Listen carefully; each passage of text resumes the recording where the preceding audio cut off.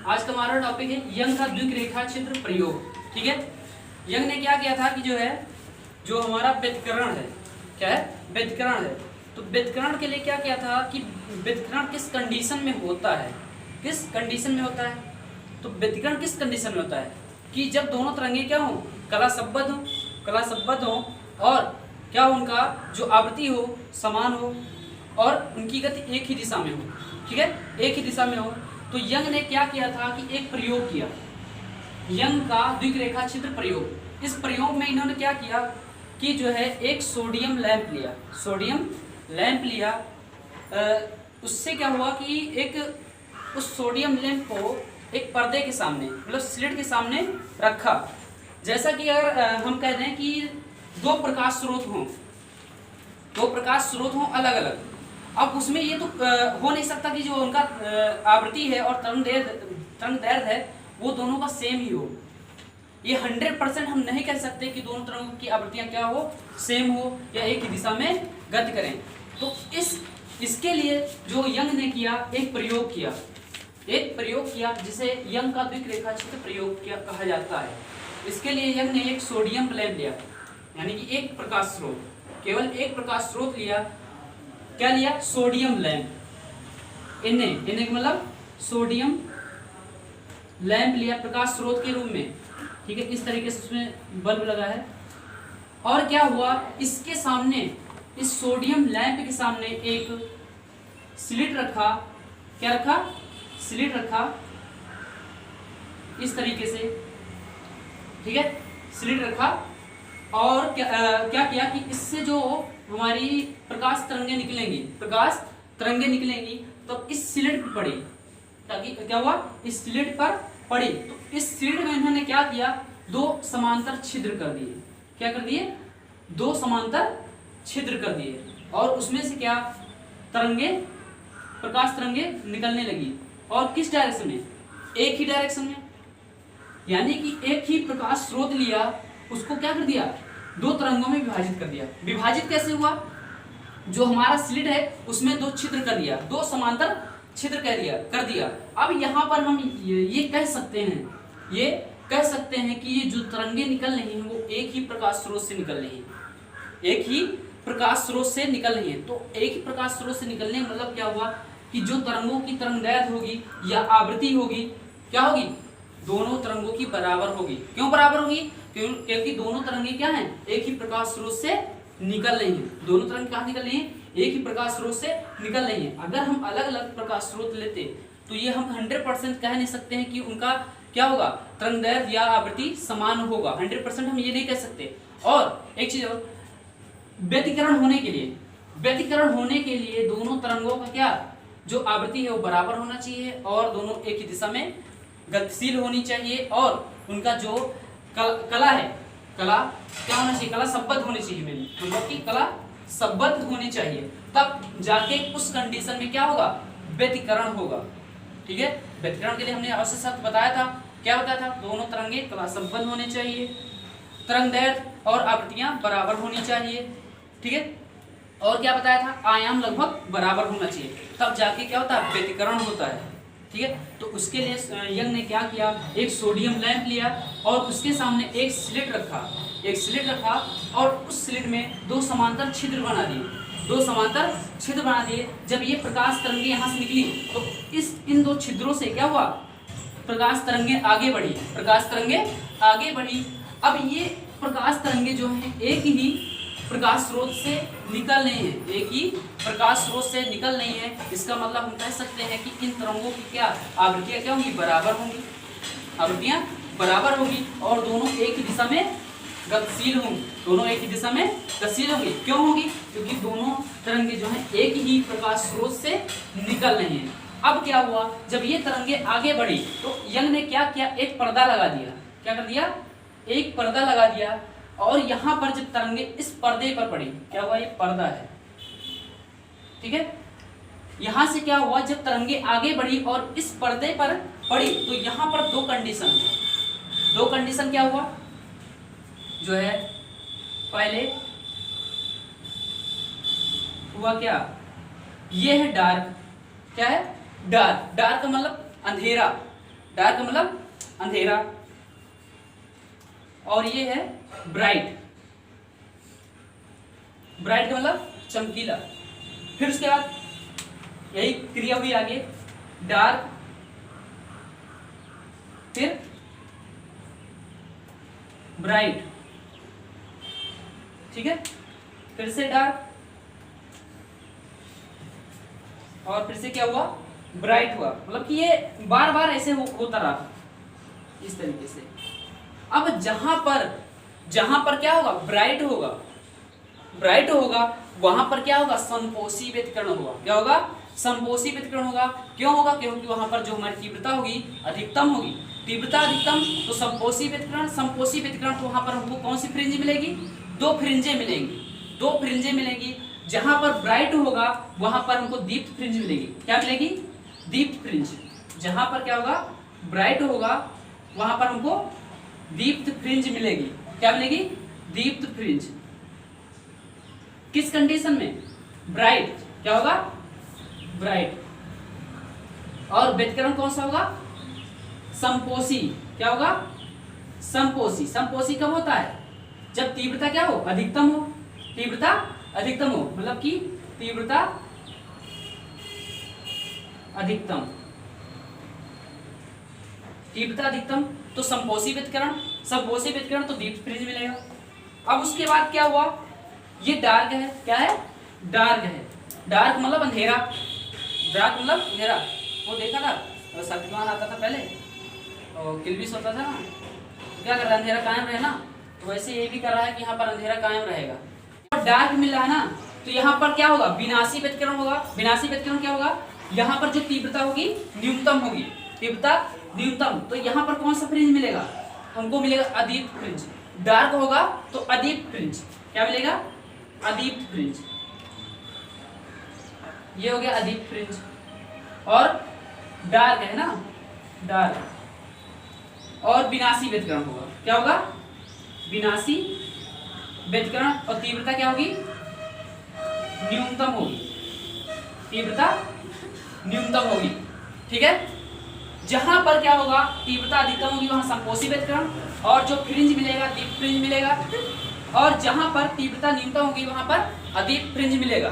ठीक है, ये यंग ने किया था। यंग ने, फिर से एक बार समझो, यंग ने क्या किया, एक सोडियम लैंप लिया, एक ही प्रकाश स्रोत लिया और उसके सामने एक स्लिट रखा, उसमें दो समांतर छिद्र कर दिया, और इस प्रकाश स्रोत से निकले वाली तरंगे जब इस छिद्र से निकली तो यंग ने क्या किया था, एक पर्दा लगा दिया था, उस पर ये तरंगे मिली, तो वहां पर एक कौन सी क्रिया हुई, एक डार्क और एक ब्राइट। जहां पर डार्क था वहां पर तीव्रता क्या था, न्यूनतम था, तो वहां विनाशी व्यतिकरण था, यानी वहां पर कौन सा फ्रिंज हमको मिला, अदीप्त फ्रिंज मिला। और जहां पर तीव्रता अधिकतम तो वहां पर संपोषी व्यतिकरण, और हमको कौन सा फ्रिंज मिला, दीप्त फ्रिंज मिला। ठीक है, ये यंग ने बहुत अच्छा दिमाग लगाया था कि व्यतिकरण की क्रिया कैसे हम करेंगे, कि हम कैसे ऐसा कर दें कि क्या हो जाए कि दोनों तरंगे जो निकले समान आवृत्ति की हों और एक ही दिशा में गतिशील हों। तो उन्होंने दो प्रकाश स्रोत न लेके एक ही प्रकाश स्रोत लिया, उनसे तरंगे निकाला, स्लिट में छेद करके। कैसे छेद किया, समांतर छेद किया। ठीक है, यह हो गया यंग का द्विरेखा छिद्र प्रयोग। ये समझ में आ गया ना, इसको दिखाने की जरूरत नहीं है, ये तो ऐसे ही समझ में आएगा। लिखना कैसे है कि यंग ने क्या किया था, एक प्रकाश स्रोत लिया और उसके सामने एक स्लिट रखा और उस स्लिट में दो समांतर छिद्र किए। जब प्रकाश स्रोत से तरंगे निकली तो उस छिद्र से क्या हुई, प्रकाश तरंगे निकली, वो भी समांतर निकली, और जब क्या हुआ, पर्दे पे पड़ी तो दो क्रियाएं हुई, मतलब व्यतिकरण चालू हो गया। ये क्रिया कब होगी, जब व्यतिकरण चालू होगा। व्यतिकरण तभी होगा जब तरंगे क्या होंगी, एक ही आवृत्ति की हो और एक ही दिशा में गतिशील हो, कलाशबद्ध हो। ठीक है, तो इस पर्दे पर पड़ी तो व्यतिकरण क्रिया हुई, और उस क्रिया के कारण क्या हुआ, हमको क्या डार्क मिला और ब्राइट मिला। जहां पर डार्क था वहां पर तीव्रता क्या थी, न्यूनतम थी, तो वहां पर विनाशी व्यतिकरण था। ठीक है, और जहां पर तीव्रता अधिकतम थी वहां पर संपोषी व्यतिकरण, और वहां पर जो फ्रिंज हमको प्राप्त हुआ, दीप्त फ्रिंज हुआ। ये हो गया यंग का द्विरेखा छिद्र प्रयोग। अब अगर यंग के प्रयोग को हम हाइगेंस के सिद्धांत के आधार पर समझें, तो कैसे हम समझ सकते हैं। हाइगेंस ने क्या बताया था कि अगर किसी तरंग से मतलब कि प्रकाश स्रोत से तरंगे निकलती हैं तो क्या होता है, किसी पृष्ठ पर आपतित होती है, यानी कि आपतित होती है तो माध्यम के कण क्या होते हैं, कंपन करने लगते हैं। माध्यम के कण कंपन करेंगे तो वहां पर एक पृष्ठ तैयार होता है, एक पृष्ठ तैयार होता है और उस पृष्ठ पर क्या होता है, सभी जो कण होते हैं, तरंग के कण होते हैं, वो समान कला में होते हैं, समान कला में होते हैं, तो उसी को हम तरंगाग बोलते थे। लेकिन अब क्या है कि उसी तरंगाग पर जो हम कणें आपतित होंगी, जो प्रकाश तरंगे आएंगी, वो भी क्या करेंगी, एक नए तरंग का कार्य करती थी, एक नए तरंग का कार्य करती थी। तो उसे हम क्या बोलते थे, उस नए तरंग को द्वितीयक तरंग बोलते थे, द्वितीयक तरंग बोलते थे। वही क्रिया यहाँ पर होगी कि अगर हाइगेंस के आधार पर देखा जाए तो ये इस प्रकाश स्रोत से तरंगे निकलेंगी और इस स्लिट से जो छिद्र बना है उसमें से निकलेंगी, उसमें से निकलेंगी। तो यहाँ पर जो तरंगे पहुंचेंगी वो भी क्या करेंगी, एक प्रकाश स्रोत का कार्य करेंगी। हाइगेंस ने कहा था ना कि तरंगाग पर स्थित प्रत्येक कण एक नए तरंग का कार्य करता है, एक नए तरंग का कार्य करता है, जिसे हम क्या बोलते हैं, द्वितीय तरंग। तो वैसे यहाँ पर भी है, यहाँ से तरंगे निकलेंगी और यहाँ पर पड़ेंगी, तो यहाँ पर जो तरंगे आएंगी वो क्या करेंगी, एक नए तरंग का कार्य करेंगी, एक नए तरंग स्रोत का कार्य करेंगी। मतलब स्रोत का मतलब जहाँ से तरंगे निकलेंगी तो एक नए तरंग स्रोत का कार्य करेंगी, ठीक है।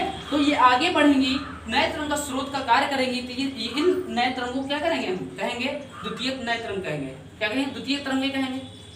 अगर हाइगेंस ने यही कहा था ना कि तरंगाग पर स्थित प्रत्येक कण एक नए तरंग स्रोत का कार्य करता है, एक नए तरंग स्रोत का कार्य करता है, जिससे नई तरंगे निकलती हैं, जिससे सभी दिशाओं में नई तरंगे निकलती हैं, और ये इन नई तरंगों को हम द्वितीय तरंगे कहते थे। वैसे वही क्रिया यहाँ पर है, यहाँ से तरंगे निकलेंगी और इस पर्दे पर मतलब स्लिट पर पड़ेंगी, छिद्र पर, तो यहाँ से भी जो तरंगे निकलेंगी और यहाँ पर जो तरंग होगी वो भी क्या करेगा, एक नए तरंग स्रोत का कार्य करेगा।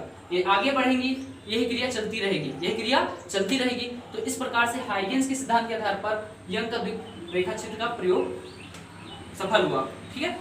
अब यहाँ पर तो हमने बता दिया यंग का द्विरेखा छिद्र प्रयोग। अब इसमें जो फ्रिंजें बनी है, क्या है, फ्रिंजें बनी है। अब इनकी स्थिति हम कैसे निकालेंगे, स्थिति का मतलब अगर हम किसी बिंदु पर ले लें, किसी बिंदु पर ले लें कि हमें फ्रिंजों की स्थिति इस बिंदु पर निकालना है, यानी कि उस बिंदु से दूरी निकालना है, ठीक है। तो हम कैसे निकालेंगे, उसके लिए देखो यंग ने क्या किया, ये समझ में आ गया ना, ये समझ में आ गया। तो देखो यहाँ से अब इसको हम हटा रहे हैं, वह काम वही करना है, पर्दा ही लगाना है यहाँ पर। यहाँ पर एक पर्दा लगा दिया गया है, ठीक है। और यहाँ पर ये हमारा तरंग स्रोत है ना, इसको हम कर देते हैं एस, क्या कर देते हैं, इसको बीचों बीच में लगाओ। ये तरंग स्रोत वही सोडियम लैंप है, क्या है, तरंग स्रोत सोडियम लैंप है। यहाँ से क्या हुआ, तरंगे निकली, तरंगे क्या हुई, निकली। अब ये एस जो है, हमने क्या किया, S1 S2 को दो भागों में डिवाइड कर दिया, यानी कि S1 और S2 को क्या कर दिया, मतलब कि जो पर्दे में छिद्र बनाया उसको S1 S2 कर दिया, मतलब कि छिद्र जो बनाया है समांतर बनाया है, छिद्र जो बनाया है समांतर बनाया है। तो मान लेते हैं ये जो हमने छिद्र किया है, इनके बीच जो डिस्टेंस है, ये जो डिस्टेंस है, इसको थोड़ा बड़ा बनाया और समझ में आएगा, ठीक है। इस तरीके से देखो, यहाँ पर सोडियम लैंप है, ठीक है, क्या लगा, बल्ब लगा है, और यहाँ पर हमने क्या कर दिया, पर्दा रख दिया, स्लिट रख दिया, ठीक है। यहाँ से क्या हुई, तरंगे निकली, इसको एस बोल दो, जो हमारा तरंग स्रोत है क्या है, एस है। अब इस पर्दे पर हमने क्या किया, दो छिद्र बना दिया, एक छिद्र यहाँ मतलब स्लिट में दो छिद्र कर दिया, एक छिद्र यहाँ कर दिया, तो एस हो गया, ठीक है। यहाँ से क्या हुई, तरंगे निकली, और यहाँ पर इसको हमने कर दिया S1 S2, जो छिद्र हमने बनाया था S1 S2 कर दिया। और इन छिद्रों के बीच दूरी हमने क्या मान लिया कि मान लिया स्मॉल डी है, क्या है, स्मॉल डी है, इन छिद्रों के बीच की दूरी, ठीक है। अब क्या किया हमने, यहाँ पर एक पर्दा ले लिया, जो इस स्लिट से कितनी दूरी पर है, कैपिटल डी की दूरी पर है, कितनी दूरी पर, कैपिटल डी की दूरी पर, ये क्या है, स्लिट है, ठीक है। कैपिटल डी की दूरी पर हमने एक पर्दा ले लिया। अब क्या हुआ कि जो है इस पर ये हमारा क्या है, ये सेंट्रल लाइन है, क्या है, जो बीच से बिल्कुल गुजरेगा, क्या बोलेंगे इसको, सेंट्रल लाइन। ठीक है, इसको मान लेते हैं बिंदु ओ। क्या मान लेते हैं, बिंदु ओ मान लेते हैं। अब यहां पर हम कोई बिंदु पी ले लेते हैं, बिंदु पी ले लेते हैं। यहां पर हमको क्या करना है, फ्रिंज की स्थिति ज्ञात करना है। बिंदु पी पर क्या करना है, जो हमारा दीप फ्रिंज अदित फ्रिंज है उसकी स्थिति ज्ञात करना है। तो मान लेते हैं यहां से जो है बिंदु ओ तक की दूरी, यहां से बिंदु ओ तक की दूरी कितनी मान लेते हैं, एक्स n मान लेते हैं। ठीक है, क्या मान लेते हैं, एक्स n, एक्स बेस 1। ठीक है, अब क्या करेंगे, ये हमारा S1 है, ये हमारा S2 है। तो ये क्या S1 S2 है, तो हमको निकालना क्या है, S1 S2 से अगर हम दूरी निकालें, S1 से P और S2 से P, इसको मिला दें तो देखो क्या हुआ।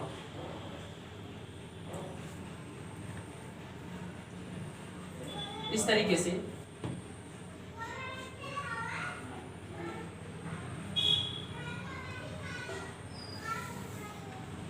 क्योंकि हमको फ्रिंज की स्थिति ज्ञात करनी है ना, फ्रिंज की स्थिति क्या करना है, ज्ञात करना है। तो यहां पर हमने क्या किया, S1 को P से मिला दिया, S2 को P से मिला दिया। अब क्या करते हैं, अगर देखा जाए तो ये देखो, इसको अगर हम इसको थोड़ा यहां से मिला दें तो हमको आसानी हो जाए डेरिवेशन करने में। ठीक है, और यहां पर इसको मिला दें। अब मान लेते हैं ये M है, क्या है, कैपिटल M है, क्या है, कैपिटल M है, ये है कैपिटल N, कैपिटल N।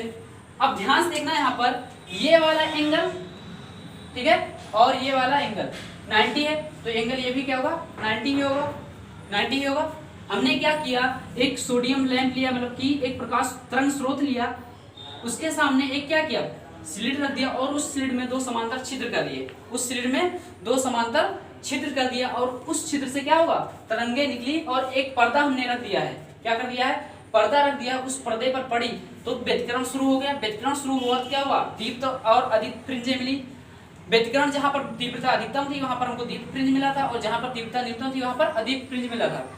ठीक है, ये इतना हो गया, इसमें लिखना पड़ेगा, ठीक है, इतना तो अभी हम लिखा दें, पहले हम डेरिवेशन करा दें। तो अब हमको क्या करना है, जैसे ये देखो, ये त्रिभुज है, S1 MP है, S1 MP, और ये क्या है, S2 MP। पहला त्रिभुज क्या है, S1 MP, ठीक है, और दूसरा S2 NP है। ये दोनों क्या है, समकोण त्रिभुज है, क्योंकि 90 एंगल ये है, 90 ये भी है।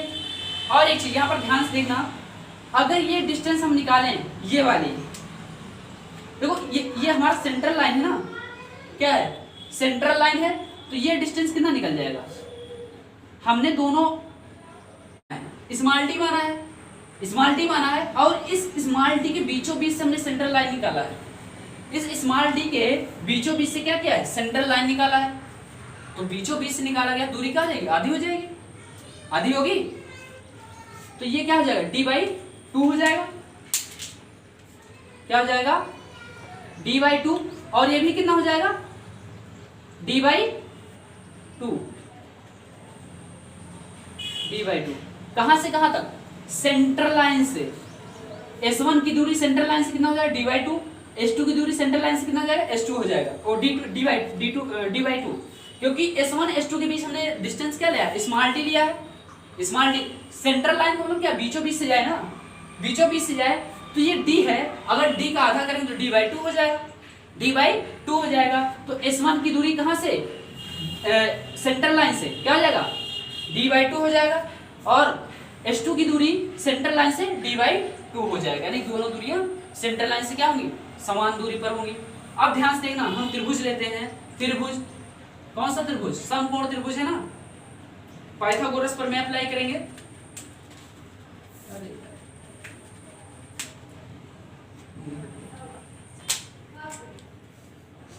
समकोण त्रिभुज कौन सा है, S1 MP है, समकोण त्रिभुज S1 MP। एक चीज और, हमको क्या करना है, फ्रिंजों की स्थिति क्या करना है ना, इसके लिए हमको पथांतर जरूरी होना चाहिए। पथांतर हमको जानकारी मिल जाए तो क्या होगा, हम फ्रिंजों की स्थिति निकाल सकते हैं। तो पथांतर के लिए हमने फार्मूला क्या बताया था, डेल एक्स बराबर क्या बताया था। अब पथांतर कैसे निकलेगा हमारा, जो हमारा क्या है H2P है, H2P है और S1P है, इन दोनों के बीच क्या हमको अंतर पता चल जाए, पथांतर हो जाएगा। तो क्या होगा H2P क्या हो जाएगा, H2P पथांतर के लिए क्या हो जाएगा S2P minus S1P, H2P minus S1P। अब इसके लिए हम क्या करेंगे, सबसे पहले S1P निकालेंगे और H2P निकालेंगे, दोनों जो आएगा घटा देंगे, हमको डेल्टा एक्स मिल जाएगा। पहले ये चित्र बनाओ फिर आगे बता रहे हैं। लेते हैं S1MP क्या है, समकोण त्रिभुज S1MP, ठीक है S1MP। हमको मेन चीज पथांतर निकालना ना, पथांतर के लिए क्या है H2 माइनस S1P, तो H2P का वैल्यू निकालना है और S1P का वैल्यू हमको निकालना है, ठीक है। तो समकोण त्रिभुज हमने क्या लिया है, S1MP लिया है। तो ये ध्यान से देखना, ये लंब हो गया, ये आधार हो गया और ये कर्ण हो गया। ध्यान से देखना, ये इतना त्रिभुज देखना हमको S1MP। तो ये क्या है, हमारा कर्ण है, ये क्या है कर्ण है, मतलब कि यहाँ से इसकी डिस्टेंस S1P स्क्वायर हो जाएगा, S1P स्क्वायर हो जाएगा बराबर कर्ण का स्क्वायर प्लस बराबर कर्ण का स्क्वायर बराबर लंब का स्क्वायर प्लस आधार का स्क्वायर। पाइथागोरस में यही होता है ना। तो लंब कितना है, PM है, तो PM का स्क्वायर हो जाएगा, ठीक है। उसके बाद ये क्या है S1MP है, S1P है, S1M का स्क्वायर, S1M का स्क्वायर। अब ध्यान से देखना यहाँ पर PM है, PM की वैल्यू हम कैसे निकालेंगे, अगर हमको PM की वैल्यू निकालना है, ये तो डिस्टेंस यहीं तक है ये डिस्टेंस यहीं तक है PM का, तो PM का वैल्यू हम कैसे निकाल सकते हैं। ये देखो P से O तक देखो डिस्टेंस कितना है, xn है, P से O तक का डिस्टेंस कितना है, xn है। हमको निकालना कहाँ तक, M तक निकालना है, M तक निकालना है, और P से O तक का डिस्टेंस xn है, क्या है xn है। P से O तक का डिस्टेंस क्या है, xn है, और हमको M तक लिखना है, M तक वैल्यू निकालना है। तो ये वाला वैल्यू कितना है, d/2 है। M से O तक का डिस्टेंस कितना है, d/2 है, क्योंकि ये देखो यहाँ पर अगर देखा जाए ये वाला यही वाला डिस्टेंस है कि नहीं, ये वाला d/2 है, तो d/2 यहाँ भी होगा, समांतर लाइन है तो d/2 यहाँ d/2 यहाँ भी होगा, क्योंकि समांतर लाइन सभी जगह समान होती है, समान दूरी पर होती है। तो d/2 है तो dy ये भी होगा, d/2 ये भी होगा। और हमको जरूरत कहाँ तक है, m तक जरूरत है, टोटल xn है, और उसमें से हम d/2 माइनस कर दे तो m तक का डिस्टेंस हमको मिल जाएगा। तो कितना माइनस करेंगे, d/2 किसके लिए, PM के लिए, किसके लिए, ये वैल्यू जो है PM का है, किसका है, PM का है। बात समझ में आ रही नहीं, टोटल डिस्टेंस P से O तक का xn लिया है हमने, और यहाँ पर d/2 है तो यहाँ भी क्या होगा, d/2 होगा। कहाँ से, M से O तक का डिस्टेंस, टोटल xn है, अगर xn में से हम d/2 घटा दें तो हमको PM का वैल्यू पता हो जाएगा। अब ये वैल्यू हम यहाँ पर रखेंगे, तो S1P स्क्वायर बराबर एक अभी निकाल लोगे तो अपना दूसरा वाला अपने आप उसी में हो जाएगा।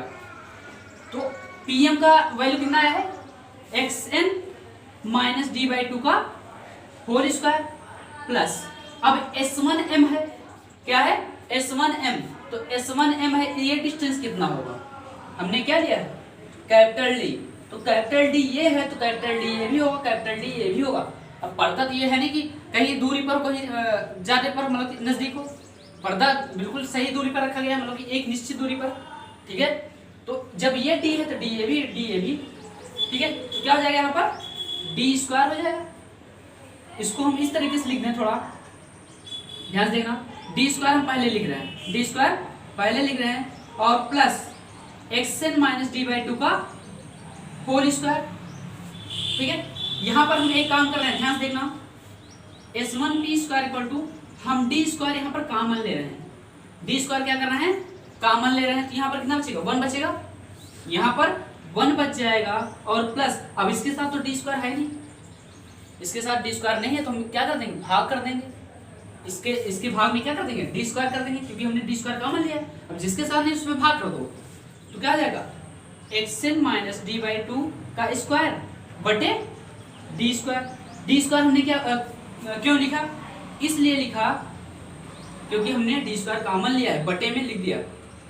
फिर से समझो, अगर डी स्क्वायर को 1 से मल्टीप्लाई करें डी स्क्वायर आ जाएगा, अगर अंदर मल्टीप्लाई करें तो डी स्क्वायर को 1 से करें डी स्क्वायर आ जाएगा, प्लस अब डी स्क्वायर से इसमें मल्टीप्लाई करेंगे तो डी स्क्वायर से डी स्क्वायर कैंसिल, फिर से वही आ जाएगा। बात समझ रहे हो नहीं, क्या किया हमने डी स्क्वायर कॉमन ले लिया तो ये 1 बच गया, और जिसके साथ डी स्क्वायर नहीं उसमें क्या हो जाएगा, भाग लग जाएगा। फिर से यही समझो, अगर डी स्क्वायर से अंदर मल्टीप्लाई करो तो डी स्क्वायर हो जाएगा, डी स्क्वायर को 1 से करेंगे डी स्क्वायर हो जाएगा, प्लस अब इसमें डी स्क्वायर का मल्टीप्लाई करेंगे तो ये डी स्क्वायर कैंसिल हो तो फिर से वही आ जाएगा। ठीक है, अब ये हो जाएगा s1p और डी स्क्वायर, और क्या आया है 1 plus xn minus d by two का स्क्वायर बटे डी का स्क्वायर। अब ध्यान से देखना, एक फर्स्ट ईयर में बाइनोमियल थ्योरम है, फर्स्ट ईयर में मैथ में, तो वहां पर एक फार्मूला था, क्या था, अगर कोई चीज दे दिया है एक 1 प्लस एक्स की पावर n, 1 प्लस एक्स की पावर n, ये बाइनोमियल थ्योरम है, द्विपद प्रमेय जिसे बोलते हैं, ये फर्स्ट ईयर की मैथ में है।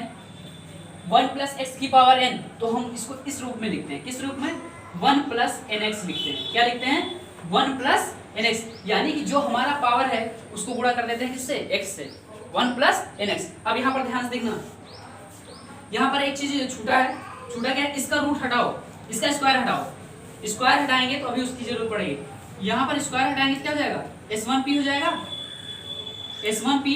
अब रूट इस पर लगाएंगे, रूट क्या करेंगे, लगाएंगे तो ये क्या हो गया, डी स्क्वायर है, केवल डी बचेगा, रूट लगाएंगे तो डी स्क्वायर का वर्गमूल क्या हो जाएगा, डी हो जाएगा, यानी कि डी हो जाएगा।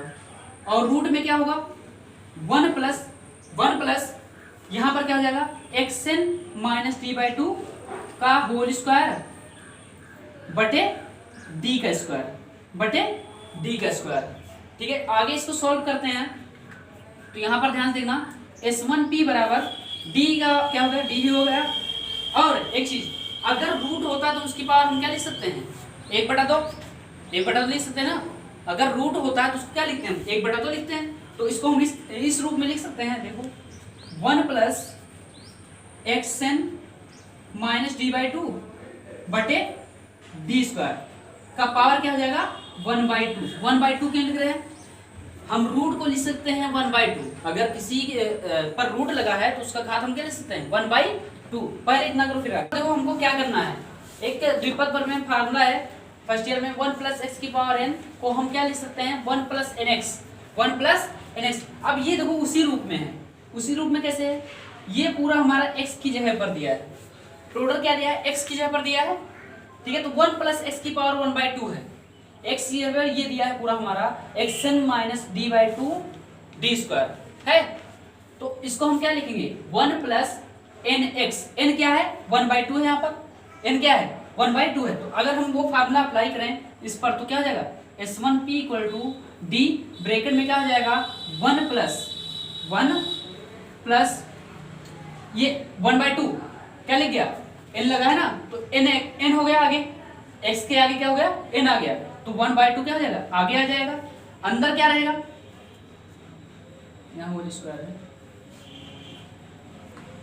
अंदर क्या बचेगा हमारा, xn minus d by two का स्क्वायर बटे में डी स्क्वायर। ये फार्मूला हमने लगा दिया, इस पे क्या कर दिया, xn 1/2 आगे आ गया, क्योंकि क्या था, 1 प्लस एक्स की पावर n था, तो 1 प्लस nx इसको लिख सकते हैं, 1 प्लस nx लिख सकते हैं ना।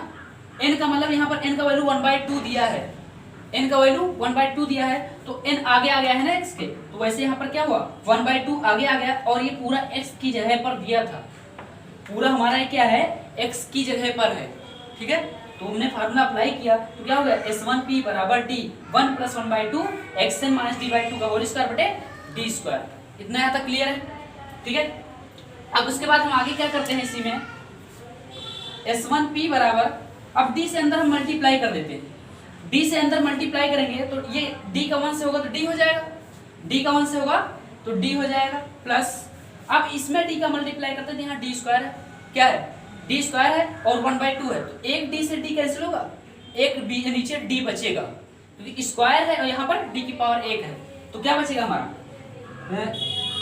xn माइनस डी/2 का होल स्क्वायर बटे में क्या हो जाएगा, ये वाला डी इसमें गुणा होगा तो डी कैंसिल हो जाएगा, एक बचेगा यानी कि 2 बचेगा और डी बचेगा, 2d बचा, क्या बचा 2d बचा। ये हमारा किसका वैल्यू आया है, S1p का वैल्यू आया, किसका आया है S1p का वैल्यू आया समीकरण 1, समीकरण 1। अब हमको क्या करना है, जरूरत किसकी है S2p की, क्योंकि पथांतर निकालेंगे तो S2p माइनस S1p की जरूरत है, S1p वहां पर आ गया है, S1p आ गया है, अब हमको S2p निकालना है। ये नोट हो गया था ना, ये नोट हो गया है, तो आगे देखो वो हमारा इक्वेशन 1 आया, ठीक है। अब दूसरा समकोण त्रिभुज लेते हैं, दूसरा समकोण त्रिभुज कौन सा है, ये वाला देखो, समकोण त्रिभुज S2NP, S2NP है, तो यहां पर हो जाएगा NP, S2 समकोण त्रिभुज S2NP, S2NP। तो अब इसके लिए कण क्या है, अब ये त्रिभुज हमको देखना है S2NP, तो इसके लिए कण क्या है S2P है, S2P है, तो क्या हो जाएगा S2P का स्क्वायर बराबर लंब कितना है PN है, कितना है PN है, तो PN का स्क्वायर हो जाएगा प्लस आधार कितना है S2N है, कितना है S2N का स्क्वायर हो जाएगा, ठीक है S2N का स्क्वायर हो जाएगा। अब सब काम वही करना है, सब काम वही करना, ध्यान से देखो इसमें क्या करना पड़ेगा, S2P स्क्वायर है बराबर, अब यहाँ तो PN है ना, क्या है PN, तो P से N तक की हमको डिस्टेंस निकालनी है, P से N तक की डिस्टेंस निकालनी है, और हमको पता है P से O तक का डिस्टेंस क्या है xn है, P से O तक का टोटल डिस्टेंस xn है, और हमको जरूरत कहाँ तक है n तक जरूरत है, तो ये डिस्टेंस कितना है d/2 है, ये डिस्टेंस कितना है d/2 होगा, बात क्लियर हो नहीं, यहां से P से O तक का डिस्टेंस xn है और हमको जरूरत कहाँ तक है P से n तक है, तो ये इतना तो xn हो गया, यहाँ पर क्या है ये टोटल xn है ना, यहाँ टोटल xn हो गया, अगर उसमें हम d/2 ऐड कर दें, क्या कर दें d/2 जोड़ दें, तो हमको मिल जाएगा क्या, मिल जाएगा x प्लस d/2, किसका वैल्यू Pn का, किसका P से n तक का डिस्टेंस, बात क्लियर है नहीं है, हमने क्या किया P से O तक का डिस्टेंस xn लिया है और हमको P से n तक का जरूरत है, यहाँ देखो Pn स्क्वायर है, P से n तक का जरूरत है, तो ये तो पूरा हमारा डिस्टेंस xn तो रहेगा ही, xn रहेगा, अगर उसमें d/2 जोड़ दे हमको n तक डिस्टेंस पता हो जाएगा, तो x प्लस d/2 बराबर Pn। अब देखो यहाँ पर हम वैल्यू रखा है, तो ये हो जाएगा xn प्लस d/2 का होल स्क्वायर, और S2n कितना आ जाएगा d आ जाएगा, S2n है तो ये भी d माना d ही रहेगा ना, प्लस में d स्क्वायर। अब इसको हल करेंगे तो कुल मिला के ये इतना आएगा, लेकिन अंतर क्या होगा ध्यान से देखना, इसी प्रकार हम लिख दे रहे हैं। अब इसको ज्यादा हल करने की आगे जरूरत नहीं है, जैसे एक निकाल लियो ना, पेपर में भी कर सकते हो कि इसी प्रकार पता होना चाहिए कैसे, इसी प्रकार। अब S2P निकालना है, यहाँ S1P हो गया, यहाँ पर हम निकालते हैं S2P, तो S2P का वैल्यू क्या हो जाएगा, आएगा वही, लेकिन अंतर क्या रहेगा देखो,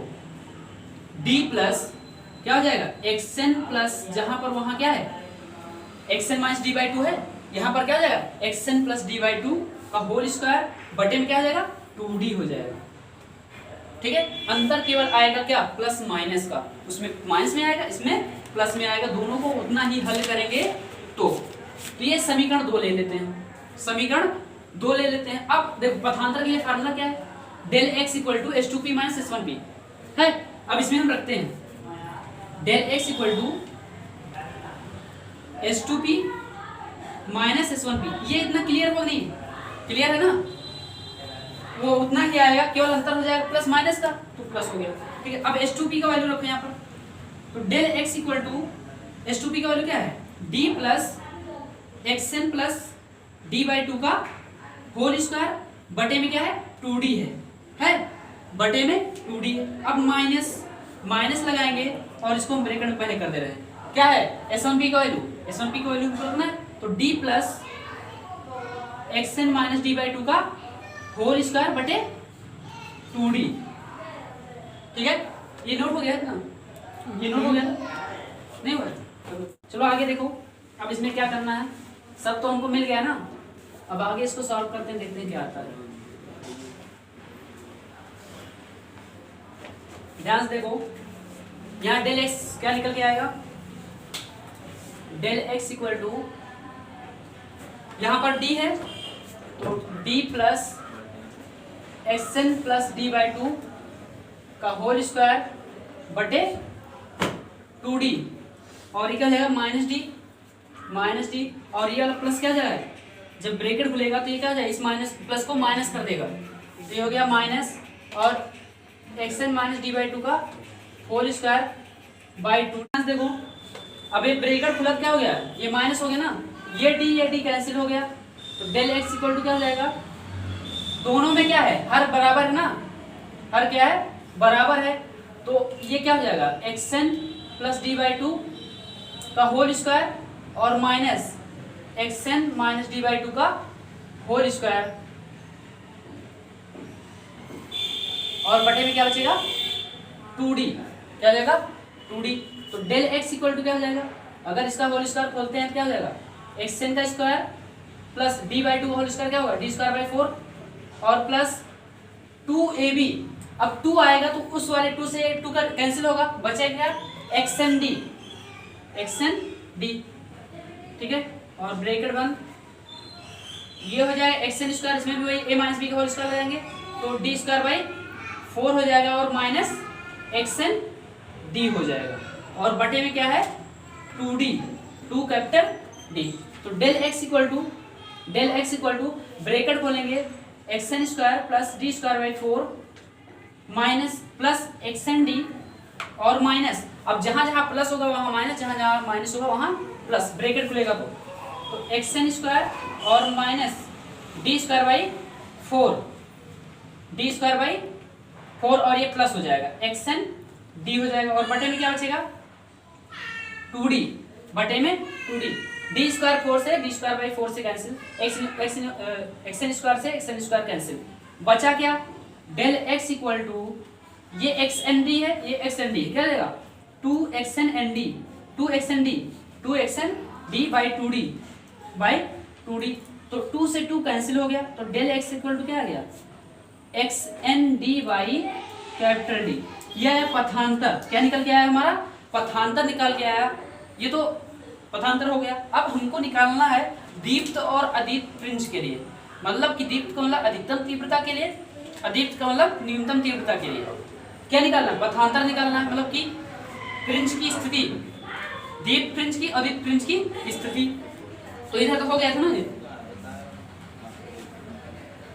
तो अब ध्यान से देखो, हमने बताया था कि अगर संपोषी व्यतिकरण होगा, क्या होगा, संपोषी व्यतिकरण होगा, संपोषी में व्यतिकरण में क्या होगा, संपोषी व्यतिकरण में दीप्त फ्रिंज बनेगा, क्या बनेगा, दीप्त फ्रिंज बनेगा, और संपोषी व्यतिकरण होगा, तीव्रता अधिकतम होगी, और उसके लिए हम पथांतर क्या निकाले, formula del x equal to N lambda, इससे पहले वाली वीडियो में हमने बताया था कि डेल एक्स दीप्त फ्रिंज संपोषी व्यतिकरण के लिए कैसे निकालेंगे, तो del x equal to N lambda, अब यहाँ पर क्या करेंगे, डेल एक्स की जगह पर क्या रखेंगे, एन लैम्डा रख देंगे, क्या रख देंगे, एन लैम्डा रखेंगे इसमें, तो क्या जाएगा, N lambda equal to X N D by capital D. अब एक्स एन क्या है, फ्रिंज की स्थिति है ना, हमने वही वहां माना था पी से ओ तक की दूरी, केंद्रीय सेंट्रल लाइन तक, पी से ओ तक की दूरी हमने एक्स एन लिया था ना, फिगर में देखो, तो वही हमको फाइंड आउट करना है कि सेंट्रल लाइन से कितनी दूरी पर फ्रिंज होगा, ठीक है, कौन सा फ्रिंज, दीप्त फ्रिंज, दीप्त फ्रिंज से बोलेंगे, ठीक है, दीप्त फ्रिंज, तो दीप्त हमने बताया था दीप्त फ्रिंज कब होगा, जब तीव्रता अधिकतम होगी, तीव्रता अधिकतम कब होगी, जब तीव्रता अधिकतम होगी, उसे संपोषी व्यतिकरण बोलते हैं। संपोषी के लिए हमने पथांतर निकाला था del x equal to N lambda, यहां से एक्स एन का वैल्यू निकालो, अगर एक्स एन का वैल्यू निकालेंगे तो क्या हो जाएगा, ये हो जाएगा N D lambda by small T, ये होगा दीप्त फ्रिंज की स्थिति, कहां से, सेंट्रल केंद्रीय लाइन से, पी से ओ तक की दूरी हमने लिया था ना, ये हो गया हमारा दीप्त फ्रिंज की स्थिति, दीप्त फ्रिंज की स्थिति। अब अदीप्त विनाशी व्यतिकरण के लिए, विनाशी व्यतिकरण के लिए क्या था, अदीप्त फ्रिंज आता है, अदीप फ्रिंज। और विनाशी व्यतिकरण कब होगा? जब तीव्रता न्यूनतम होगी। तीव्रता न्यूनतम होगी तो उसके लिए हमने फार्मूला बताया था, जो है डेल एक्स के लिए, किसके लिए? अदीप फ्रिंज के, मतलब विनाशी व्यतिकरण के लिए क्या था? 2n-1 लैम्डा बाई 2 था। डेल एक्स का वैल्यू यही था ना, तो डेल एक्स का वैल्यू ये था, तो उसी में फिर से क्या करेंगे, उसी में हम डेल एक्स का वैल्यू ये रखेंगे, किसके लिए? अदीप फ्रिंज के लिए। अदीप फ्रिंज की हमको स्थिति निकालना है ना, तो यहाँ पर डेल एक्स की जगह ये रखो, क्या रखेंगे? 2n-1 lambda by 2 equal to क्या हो जाएगा? xn small D by capital D, capital D. अब यहाँ पर xn की वैल्यू निकालना है, तो d बाई डी को इधर भेजो, d बाई डी को इधर भेजेंगे तो xn इक्वल टू क्या हो जाएगा? 2n-1 lambda D, lambda D capital D है, बटे में स्मॉल 2d हो जाएगा, क्या हो जाएगा?